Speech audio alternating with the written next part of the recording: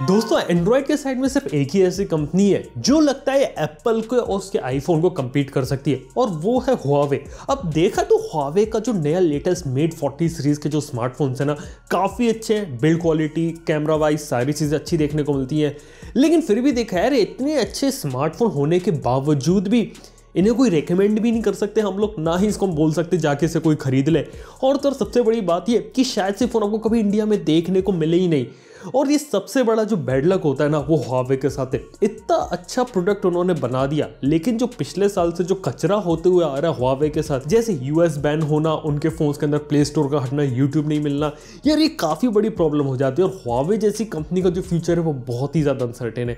चलिए आज इस ऐसे फ़ोन के बारे में बात करते हैं जो बहुत ही ज़्यादा एक्साइटिंग है, लेकिन हम इसे रिकमेंड बिल्कुल भी नहीं कर सकते।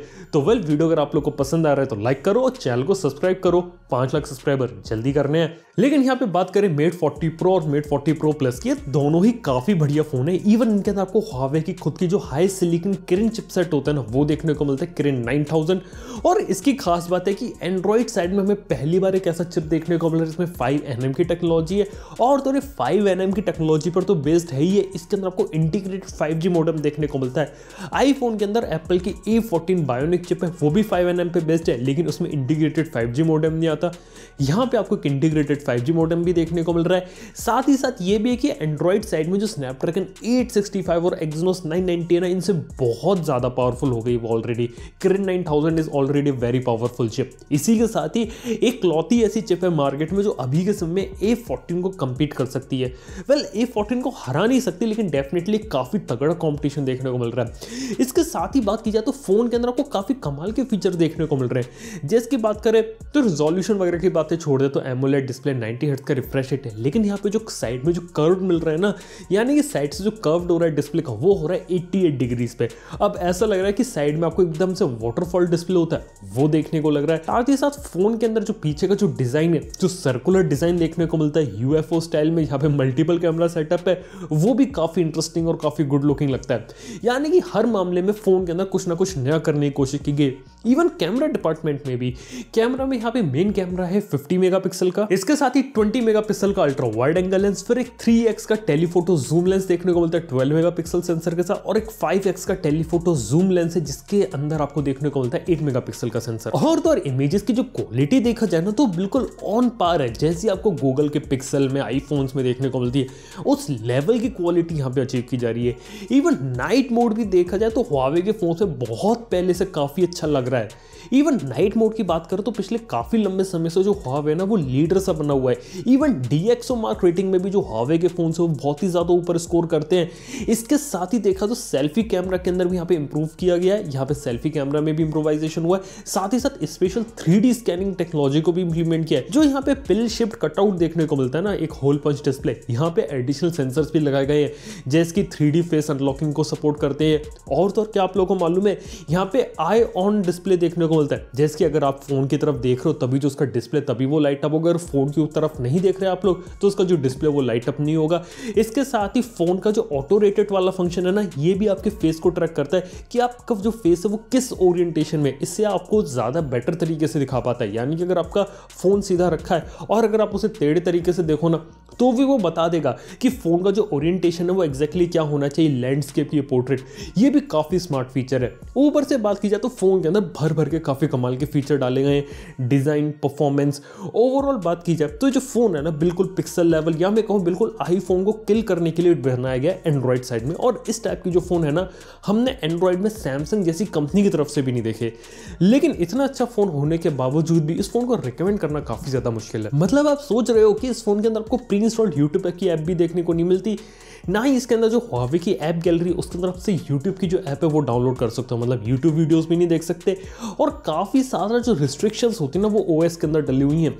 इवन एक ऐसा एग्जांपल है हमारे पास, जैसे कि इसके अंदर आप कोई एप्लीकेशन के अगर APK डाल के चलाना भी चाहो तो भी बहुत ज़्यादा चांस है काफ़ी सारी APKs इसके साथ काम नहीं करेंगी। एक काफ़ी अच्छा एग्जाम्पल है ऊबर का। ऊबर आपको लगती है गूगल प्ले सर्विसेज चलाने के लिए, लेकिन इस फोन के अंदर गूगल प्ले सर्विसेज है ही नहीं, तो ऊबर की ऐप इसके अंदर काम करेगी ही नहीं। ये कुछ ऐसे एग्जांपल्स हो जाते हैं। और इसके साथ ही जो Huawei है ना, ये उसका लास्ट फोन हो जाता है जिसमें आपको किरिन चिपसेट देखने को मिल रहा है, क्योंकि किरिन की जो फैब्रिकेशन करती थी कंपनी वो थी ताइवानीज TSMC, और उसका जो Huawei का जो कॉन्ट्रैक्ट है वो खत्म हो रखा है। अब Huawei है वो किरिन प्रोसेसर नहीं बना सकता, कुल मिला के बात ये हो जाती है।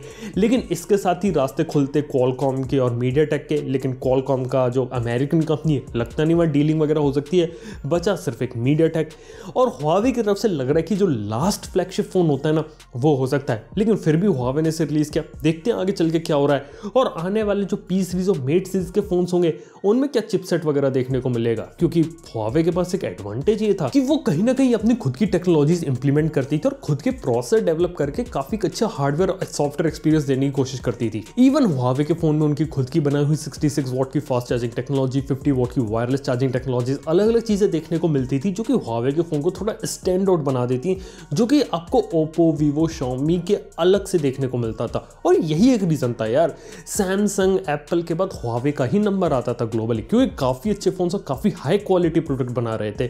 लेकिन यार प्रॉब्लम अब आ जाती यार, एग्जैक्टली Huawei के साथ ये हुआ कि जब बैन हुआ ना तो काफी सारी टेक्नोलॉजीज का एक्सेस छूट गया। अब Huawei के फोन्स के बारे में कुछ कहा नहीं जा सकता कि अपडेट्स कब देखने को मिलेंगे। इवन ये बात भी नहीं की जा सकती, किसी ने ये फ़ोन तो ले लिया, मान लो Mate 40 सीरीज़ का Mate 40 Pro प्लस स्मार्टफोन ले लिया, 2-3 साल के बाद वो अगर अपग्रेड करने गया तो क्या उसे कोई ऑप्शन देखने को मिलेगा Huawei की तरफ से? ये भी काफ़ी सवाल है। इसके साथ ही Huawei पूरी कोशिश कर रही है ऐप गैलरी को डेवलप करने के लिए, लेकिन आज के समय में भी ऐप गैलरी इतनी पावरफुल नहीं है कि वो गूगल प्ले स्टोर को रिप्लेस कर सके। इसके साथ ही एक और बात यह है कि Huawei के फ़ोन्स में आपको अपडेट्स की प्रॉब्लम भी बहुत ज़्यादा देखने को मिल रही है। और तो और सिर्फ इतनी ही बात नहीं है, अगर लैक ऑफ गूगल ऐप्स और जो अमेरिकन कंपनीज की जितनी भी ऐप्स है इंक्लूडिंग फेसबुक, इंस्टाग्राम, ये अगर Huawei की ऐप गैलरी में देखने को नहीं मिल रही तो लोग है ना कुछ इसकी APKs वगैरह भी डाउनलोड कर सकते हैं, लेकिन आखिर ऐसा कितने लोग करते हैं? और इसके साथ एक और इंपॉर्टेंट बात ये भी है कि Huawei जो है वो उसके साथ अपना खुद का इकोसिस्टम बिल्ड करने की कोशिश कर रही है। जैसे आपको गूगल में गूगल का इकोसिस्टम मिलता है, एप्पल में एप्पल इकोसिस्टम मिलता है, वैसे यहाँ Huawei भी पूरी कोशिश कर रही है, लेकिन लग नहीं रहा कि वो सक्सेसफुल हो सकती, क्योंकि रास्ते में जो रिस्ट्रिक्शंस है ना वो बहुत ज़्यादा है। इवन फ़ोन देखा जाए तो बहुत ही ज़्यादा अच्छा होगा Huawei Mate सीरीज़ का, लेकिन ये यूरोप में अवेलेबल है, US में कभी अवेलेबल नहीं होने वाला। मुझे लगता नहीं कि फ़ोन आपको कभी इंडिया में भी देखने को मिलेगा। इवन ये सिर्फ Huawei के Mate सीरीज़ की बात नहीं है, सिर्फ ऑनर सीरीज़ की बात भी है। इंडिया में भी ऑनर सीरीज़ के आज के समय में काफ़ी सारे ऐसे फ़ोन्स हैं जो कि थोड़े बहुत अच्छे लगते हैं, लेकिन उन्हें मार्केट में रिकमेंड करना बहुत ज़्यादा मुश्किल हो जाता है। इवन हाल फिलहाल हम कुछ ऐसी बातें भी सुन रहे हैं कि Huawei जो वो ऑनर का जो बिजनेस होता है वो शायद किसी और कंपनी को बेच दे, तो हो सकता है कि ऑनर की तरफ से आपको फिर रेगुलर जो फोन्स होते हैं वो देखने को मिले, जिसमें गूगल प्ले स्टोर भी देखने को मिले। लेकिन वो किसी और वीडियो की बात हो जाती है, हम उसे और वीडियो में कवर करेंगे। लेकिन फिलहाल के लिए बात करें, Huawei का जो फ़ोन है ना, मैं कहूँगा कि एक अच्छा फ़ोन है, पर इसे रिकमेंड नहीं किया जा सकता। मतलब हार्डवेयर लेवल पे बहुत अच्छा काम किया है, लेकिन जो सॉफ्टवेयर में जो रिस्ट्रिक्शंस डाली है ना वो काफ़ी बड़ी चीज़ हो जाती है। और मतलब मेरी तो सबसे ये रिकमेंडेशन है कि अभी के समय में Huawei और ऑनर के फ़ोन्स है ना थोड़ा सा दूर रहो यार। मतलब कितना भी अच्छा, कितनी भी अच्छी डील रहे, उनको रिकमेंड करने का मतलब बनता नहीं, भले उसमें कितनी भी अच्छी टेक्नोलॉजी हो। क्या देखते आने वाले समय में क्या रहता है, क्योंकि Huawei ही एक ऐसी चीज़ थी एंड्रॉयड साइड में जो कि डायरेक्टली एप्पल से कम्पीट कर सकती थी, क्योंकि सैमसंग देखा तो वो एक्सनोस का साथ तो छोड़ नहीं रहे हैं और उसमें वो इतना मेजर इनोवेशन नहीं ला रहे हैं जितना पिछले कुछ समय में Huawei लाने की कोशिश कर रहा था। देखते आने वाले समय में क्या रहता है। वैसे आप लोगों को क्या लगता है, क्या आप लोग फ्यूचर में कभी Huawei या ऑनर का फोन्स वगैरह खरीदना पसंद करोगे या लोगे क्या? ये बात आप मुझे नीचे कमेंट बता सकते हो। वीडियो अगर पसंद आए तो लाइक करना, चैनल को सब्सक्राइब कर लेना। थैंक यू आपका वीडियो देखने के लिए। मैं आपसे मिलता हूँ नेक्स्ट वीडियो के अंदर। Good bye.